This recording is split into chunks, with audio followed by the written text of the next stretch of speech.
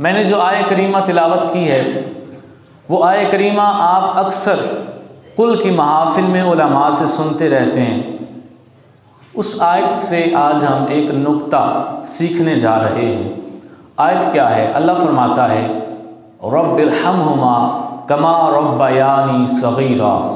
अल्लाह हमें दुआ मांगना सिखा रहा है कि मेरे बंदे मुझसे दुआ मांग तो इस तरह मांग। इससे पीछे क्या कहा? इससे पीछे कहा कि ये जो तेरे वालिदैन हैं इनमें से दोनों या दोनों में से एक तेरे होते हुए बुढ़ापे में पहुंच जाएं तो इनको उफ तक भी नहीं कहना, इनको झिड़की नहीं देनी, इनसे बात जब भी करनी है मीठे लहजे में करनी है। तो आगे अल्लाह फरमाता है कि तू मुझसे दुआ मांग तो इस तरह मांग, दुआ इस तरह मांग रब्बिरहमहुमा कमा रब्बयानी सगीरा। ऐ मेरे पालने वाले इन दो पे रहम कर जिस तरह इन्होंने बचपन में मुझे पाला था। ऐ मेरे पालने वाले इन दोनों पे रहम कर जिस तरह इन्होंने मुझे बचपन में पाला था। अल्लाह ताला के नाम बेशुमार हैं।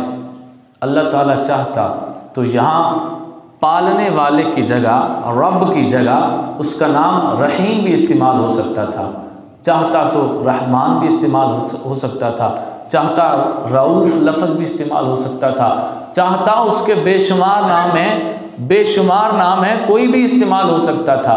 और सबसे बड़ा नाम जिसे इसमें जलालत कहा जाता है लफ्ज़ अल्लाह, उसका ये नाम भी इस्तेमाल हो सकता था कि ऐ मेरे अल्लाह इन पे रहम कर जिस तरह इन्होंने बचपन में मुझे पाला था। लेकिन अल्लाह ने अपने सारे नामों में से इस लफ्ज़ का इंतखाब किया जिसका मतलब है पालने वाला, रब लफ्ज़ का इंतखाब किया और अल्लाह ने कहा रब्बिरहमहुमा कमा रब्बयानी सगीरा। बंदे इस तरह दुआ मांगनी है रब्बिरहमहुमा कमा रब्बयानी सगीरा, कि ऐ मेरे पालने वाले इन दो पे रहम कर जिस तरह मुझे बचपन में इन्होंने पाला था। अल्लाह हमारे वालिदैन से इतना प्यार करता है कि उनका जिक्र करते वक़्त जो उनकी सिफत है अपनी भी उसी सिफत का जिक्र किया, अपनी किसी और सिफत का जिक्र नहीं किया, किसी और नाम का जिक्र नहीं किया। वही सिफत जो वालिदैन की है कि वो पालते हैं, वही सिफत रब ने अपना नाम भी वही बोला कि ऐ मेरे पालने वाले इन दोनों पे रहम कर जिस तरह बचपन में इन्होंने मुझे पाला था। तो अल्लाह हमें बताना चाहता है मेरे बंदे मैं तो लम यलिद वलम यूलद की शान वाला हूँ। अगर मैं खुदा हो के इनसे इतना प्यार करता हूँ, सोचो ये तुम्हारे माँ बाप हैं, तुम्हें कितना करना।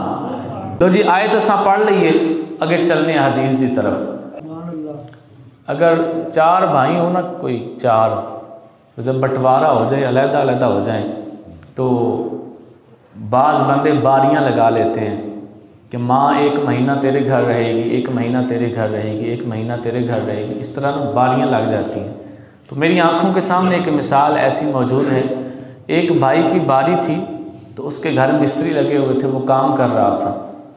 तो उसने दूसरे भाई को कहा कि तुम जो है ना कुछ दिन ज़्यादा अम्मा को रख लो, यहाँ ज़रा काम काज है, गंद है, तो बूढ़ा बंदा है वो जो है ना उसकी तबीयत बेचैन होगी गंद से, तो मैं बाद में ले जाऊँगा, कुछ दिन ज़्यादा रख लो। उसने 1 महीना 20 दिन माँ को रखा। जिसने 1 महीना रखना था उस भाई ने 1 महीना 20 दिन माँ को रखा और फिर आखिरी 10 दिनों में वो ले गया। तो जब उसकी बारी आई तो उसने पता है क्या कहा, वो जेडे 20 दिन मैं वध रखा सी ना अम्मा वो भी तू रख, यानी जेडे 20 दिन उन्हें वध अम्मा रखा सी, उन्हें आख्या वो 20 दिन भी तू रख, वो वारी पूरी कर जेडे मैं 20 दिन वध रखा सी।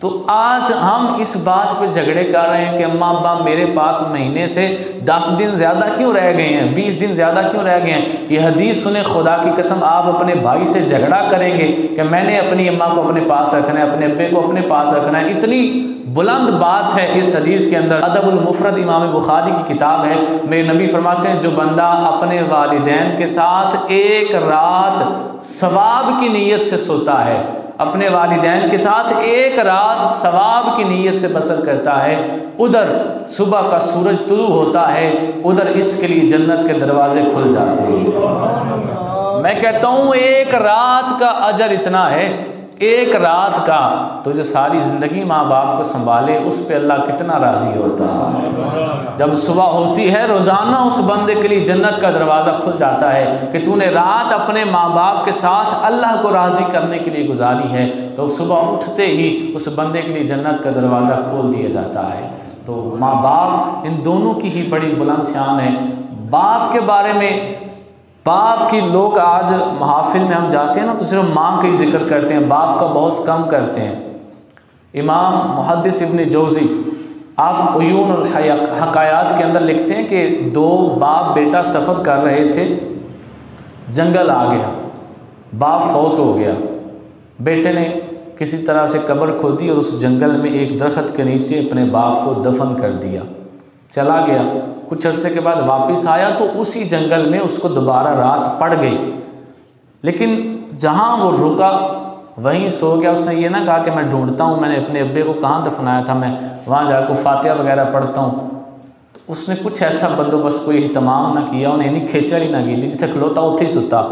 सुबह उठ के जब हम चला ना तो गैब जो एक आवाज़ आई, गैब से आवाज़ आई कि ए बंदे, यहाँ इस जंगल में एक दरख्त के नीचे एक बंदा दफन है और तू उसकी कब्र पे जाके दुआ नहीं मांग सका। अगर तू दफन होता, वो गुजर रहा होता, उसे पूरा जंगल भी छानना पड़ता, वो दुआ ज़रूर करके जाता।